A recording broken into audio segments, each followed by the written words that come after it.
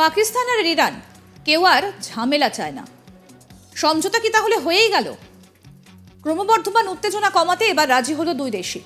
বালুচিস্তানের সীমান্তে একের পর এক প্রতিশোধমূলক সামরিক হামলার পর ইরান এবং পাকিস্তান এখন দুই দেশের মধ্যে উত্তেজনা কমাতে সম্মত হয়েছে। সম্প্রতি বালুচিস্তান প্রদেশের সীমান্তে ইরান এবং পাকিস্তান উভয়ই একে অপরের দিকে ক্ষেপণাস্ত্র নিক্ষেপ করেছে। পরিস্থিতি যথেষ্ট অশান্ত হয়ে উঠেছে। বিশেষজ্ঞরা আশঙ্কা করছিলেন দুই দেশের মধ্যে যে কোনো মুহূর্তে সর্বাত্মক যুদ্ধ শুরু হয়ে যেতে পারে। এ নিয়ে আন্তর্জাতিক মহলে উত্তপ্ত হয়ে উঠেছে। ইরানের বায়ুসেনা মহড়া শুরু করার পরই আশঙ্কা করা হচ্ছিল যে কোনো মুহূর্তে তার বুঝি পাকিস্তানের ওপর হামলা করতে তারা বোধহয় উদ্যত হবে। তারপরই Pakistani caretaker prime minister Anwar ul Haq কাক্কারের সুর নরম করতে শোনা গিয়েছে। এবার শোনা যাচ্ছে দুদেশই অশান্তি আর যাতে না বাড়ে তার জন্য সম্মত হয়েছে। জানা যাচ্ছে পাকিস্তানের পররাষ্ট্রমন্ত্রী অনিল আব্বাস গিলানি এবং ইরানের পররাষ্ট্রমন্ত্রী হোসেইন আমির আবদুল্লাহিয়ানের মধ্যে টেলিফোনে কথা হয়েছে। আধিকারিকরা জানাচ্ছেন দুজনেই পরিস্থিতি শান্ত করতে সম্মত হয়েছেন। পাকিস্তানের পররাষ্ট্র মন্ত্রণালয় একটি যৌথ বিবৃতি জারি করে বলেছে যে দুই দেশ পরিস্থিতি নিয়ন্ত্রণ এবং সন্ত্রাস বিরোধী এবং উদ্বেগের অন্যান্য ক্ষেত্রগুলিতে সহযোগিতা জোরদার করতে প্রস্তুত। এই বিবৃতিতে বলা হয়েছে পররাষ্ট্রমন্ত্রীরা জোর দিয়েছেন যে এই সহযোগিতার ভিত্তি হল আঞ্চলিক অখণ্ডতা এবং সার্বভৌমত্বের প্রতি সম্মান।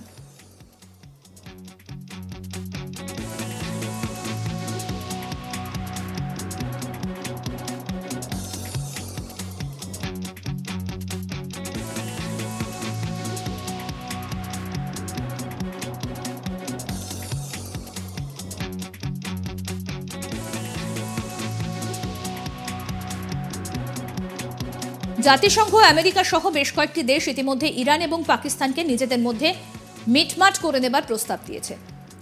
চীনও দুই দেশের মধ্যে মধ্যস্থতার প্রস্তাব দিয়েছে। তারপরই ইরান এবং পাকিস্তান নিজেদের মধ্যে দ্বিপাক্ষিক সম্পর্ক পুনরুদ্ধার করতে মাঠে নামল বলেই মনে করছেন আন্তর্জাতিক সম্পর্ক বিশেষজ্ঞরা।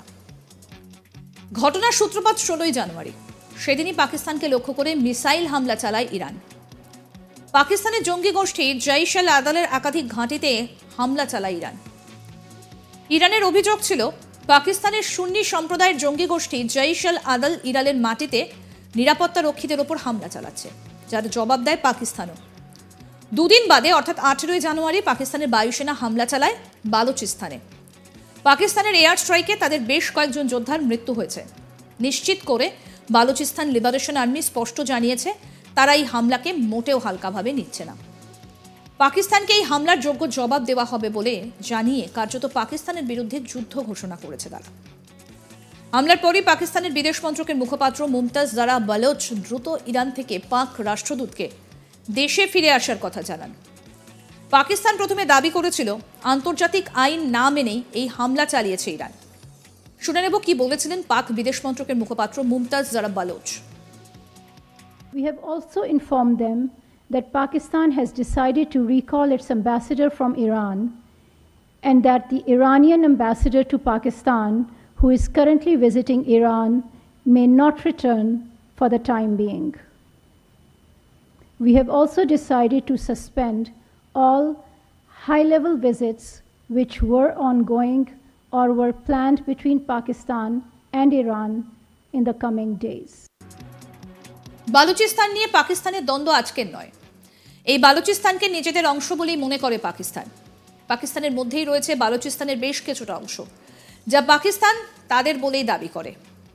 এদিকে বালুচিস্তান দীর্ঘদিন ধরেই স্বাধীন রাষ্ট্রের দাবি জানিয়ে আসছে। এর মধ্যে আবার ইরানের তরফে দাবি করা হয়েছে পাকিস্তান নাকি মিসাইল ছুড়ে নিজের দেশের নাগরিকদেরই মেরেছে। পাকিস্তানি নাগরিকরা নাকি নিজের ক্ষেপণাস্ত্র হামলায় প্রাণ হারিয়েছে। ইরানের এই দাবির সত্যতা প্রমাণ না হলেও পাকিস্তান সরকারের তরফে এই দাবি সম্পূর্ণ অস্বীকার করা হয়েছে। ইরানি মিডিয়ায় কিছু খবরে দাবি করা হচ্ছে পাকিস্তানের আঞ্চলিক সীমানার মধ্যে সংগঠিত একটি ক্ষেপণাস্ত্র হামলায় যারা প্রাণ হারিয়েছেন তাদের মধ্যে বেশ কয়েকজন পাকিস্তানি নাগরিকও রয়েছেন। ঠিক কী ঘটেছিল সেটা এখনো পর্যন্ত স্পষ্ট নয় এবং আরও তদন্তের প্রয়োজন। ঘটনার সঠিক বিবরণ নিয়ে স্বাভাবিকভাবেই জল্পনা তৈরি হয়েছে। ইরানের এই মারাত্মক দাবিতে ওই অঞ্চলের ভূ রাজনীতিতে জটিলতা তৈরি হয়েছে। তবে ইরানের তরফে পাকিস্তানি মিসাইল হামলায় হতাহতের সংখ্যা নিয়ে কোনো তথ্য প্রকাশ করা হয়নি, যা নিয়ে ইতিমধ্যেই প্রশ্ন উঠেছে বিভিন্ন মহলে।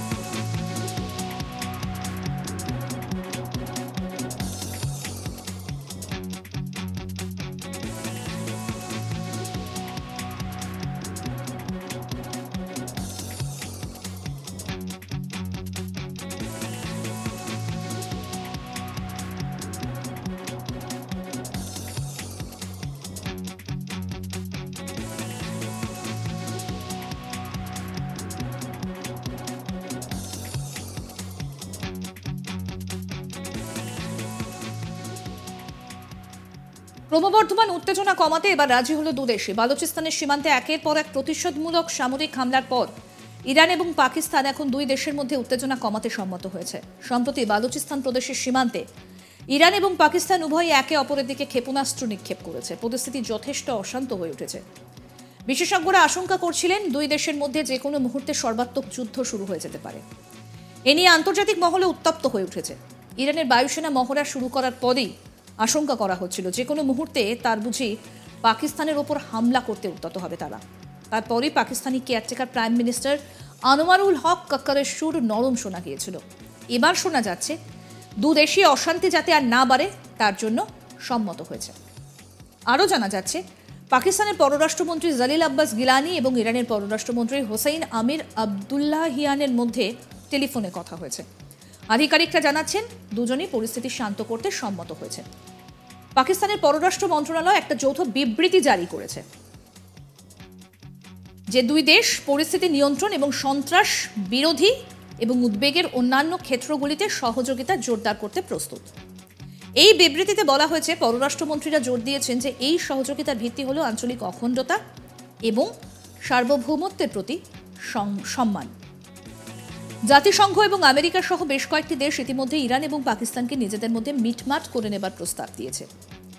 চীনও দুই দেশের মধ্যে মধ্যস্থতার প্রস্তাব দিয়েছে। তারপরে ইরান এবং পাকিস্তান নিজেদের মধ্যে দ্বিপাক্ষিক সম্পর্ক পুনরুদ্ধার করতে মাঠে নামল বলে মনে করছেন আন্তর্জাতিক সম্পর্ক বিশেষজ্ঞরা।